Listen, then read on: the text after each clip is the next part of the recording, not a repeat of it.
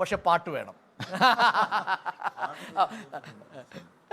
പാട്ട് വേണോ രാഷ്ട്രീയ ചോദ്യം വേണോ എന്നുള്ളതാണ് ചോദ്യം. അതുകൊണ്ട് പാട്ടാണ് അങ്ങ് തിരഞ്ഞെടുക്കുക എന്നാണ് ഞാൻ മനസ്സിലാക്കുന്നത്. കാരണം ഞാൻ സ്ഥിരം പാടുന്നൊരു പാട്ട് പാടാം, പെട്ടെന്ന് ഒരു പാട്ട് വേറെ കിട്ടില്ല. ആയിക്കോട്ടെ. എല്ലാ അമ്മമാർക്കും ഉമ്മമാർക്കും ഞങ്ങൾ ഈ പാട്ട് സമർപ്പിക്കുക. പക്ഷേ ഞാനൊരു പൊതുവെ പാടുന്നൊരു പാട്ട് പാടാം. നമ്മുടെ മമ്പുറം നമ്മുടെയൊക്കെ സൂഫി വര്യനായ മമ്പുറം തങ്ങൾ, അദ്ദേഹം നമുക്കറിയാലോ, കേരളത്തിലെ മതസൗഹാർദ്ദത്തിനും സാമൂഹിക സാഹോദര്യത്തിനൊക്കെ വളരെ സംഭാവന ചെയ്തിട്ടുള്ള ഒരു വ്യക്തിയാണ്. ഇപ്പോൾ മമ്പുറം തങ്ങളെക്കുറിച്ച് പറയാറുണ്ട്, അദ്ദേഹമാണ് ഈ കോഴിക്കളിയാട്ടം എന്ന് പറയുന്ന അവിടെ ദളിത് സമൂഹത്തിൻ്റെ ഒരു ആഘോഷമുണ്ട്. അതിപ്പോൾ ഈ മഴ തുടങ്ങുന്നതിന് തൊട്ട് മുമ്പായിരിക്കും. ആ കോഴിക്കളിയാട്ടം വന്നാൽ അന്ന് മഴ പെയ്യുന്നതാണ്, അതുണ്ട്. അപ്പോൾ ഈ കോഴിക്കളിയാട്ടം ആ ഒരു രീതി മമ്പുറം തങ്ങളാണ് അവർക്ക് ഉപദേശിച്ചു കൊടുത്തത്. കാരണം ഈ ഉത്സവങ്ങളും മറ്റുമൊക്കെ പലപ്പോഴും ഒരു സവർണ്ണ മേധാവിത്വമായിരിക്കുമല്ലോ. ഇവർ ഈ കീഴ്ജാതിക്കാർക്ക് അവർക്കും വേണം ഒരു ഉത്സവം എന്നുള്ള നിലക്ക് മമ്പുറം തങ്ങളാണ് അതവർക്ക് അതിൻ്റെ ഒരു ഇത് കൊടുക്കുന്നത്. അപ്പോൾ ആ തങ്ങൾ മതസൗഹാർദ്ദത്തിൻ്റെ വ്യക്തിത്വമാണ്. അപ്പോൾ അദ്ദേഹത്തെക്കുറിച്ച് ഞാൻ ഓർക്കുന്നു. ഇപ്പോൾ നിങ്ങൾ പറയുമ്പോൾ ഒരു പാട്ട് പാടാന്ന് പറയുമ്പോൾ അദ്ദേഹത്തെക്കുറിച്ചുള്ള പാട്ട് പാടാമെന്നാണ് വിചാരിക്കുന്നത്. ചിലപ്പോൾ ഈ രാവിലെ ആയതുകൊണ്ട് ശബ്ദം അത്ര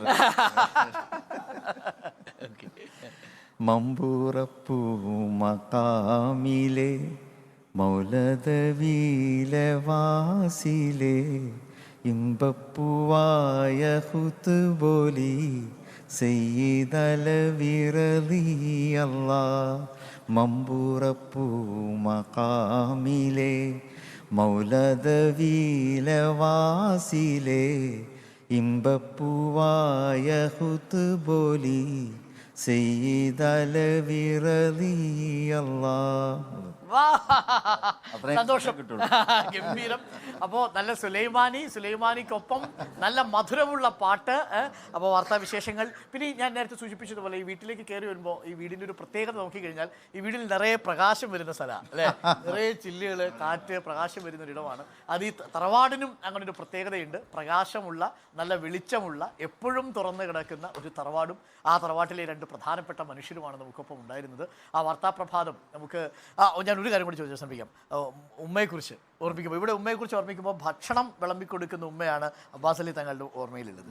അങ്ങയുടെ ഓർമ്മയിലുള്ള ഉമ്മ എങ്ങനെയാണ്? അതും സത്യത്തിൽ ഉമ്മ പറയുമ്പോൾ ബാപ്പുള്ള സമയത്താണല്ലോ. ബാപ്പുള്ള സമയത്തൊക്കെ എപ്പോഴും നമ്മുടെ അടുക്കള വളരെ സജീവമായിരുന്നു ആ കാലത്ത്. ഇന്നത്തെ പോലെ അല്ലല്ലോ. അന്ന് ഈ നാട്ടിലും മറ്റു പുറത്തും അകത്തൊക്കെയുള്ള ആളുകൾ വളരെ പാവപ്പെട്ട ആളുകളായിരിക്കുമല്ലോ. അപ്പോൾ അവരൊക്കെ ഭക്ഷണത്തിന് അന്ന് കൊടപ്പനക്കൽ എന്നാ പറയാം, കൊടപ്പനക്കലിനെയാണ് ആശ്രയിക്കാറുള്ളത്. അപ്പോൾ അതുകൊണ്ട് തന്നെ ഈ അടുക്കള എപ്പോഴും സജീവമായിരിക്കും. അപ്പോൾ അടുക്കളയിൽ പിന്നെ നമുക്ക് സ്വാഭാവികമായിട്ടും അതിൻ്റെതായ റോൾ ഉണ്ടാവുമല്ലോ. അതാണ് അബ്ബാസ് പറഞ്ഞത്, ഉമ്മനെ എപ്പോഴും അടുക്കളയിലാണ് കാണുന്നത്. ഉമ്മൻ്റെ ഒപ്പം തന്നെ ബാപ്പയുടെ പെങ്ങളുണ്ടായിരുന്നു, ഞങ്ങളുടെ അമ്മായിയും ആ കാര്യത്തിലൊക്കെ ശ്രദ്ധിക്കുന്ന അവർ. അപ്പോൾ അവരൊക്കെ തന്നെയാണ് അടുക്കള കൈകാര്യം. അപ്പോൾ ഉമ്മ പകൽ മുഴുവൻ ഉമ്മയെ നമ്മുടെ അടുക്കളയിലാണ് കാണുക. അതുകൊണ്ടാണ് ഉമ്മ എന്തെങ്കിലും കുറുമ്പൊക്കെ കാണിക്കുമ്പോൾ ശിക്ഷിക്കുന്നത് എങ്ങനെയായിരുന്നു പണ്ട്? ഉമ്മക്ക് വളരെ എന്താ പറയാ, അങ്ങനെ ചീത്ത പറയാറൊന്നുമില്ല. എപ്പോഴും ചിരിച്ചുകൊണ്ടും തമാശ പറഞ്ഞുകൊണ്ടൊക്കെ ഉള്ള ഒരിതായിരുന്നു. ഒരു സാധു പ്രകൃതം എന്ന് പറയാമല്ലോ.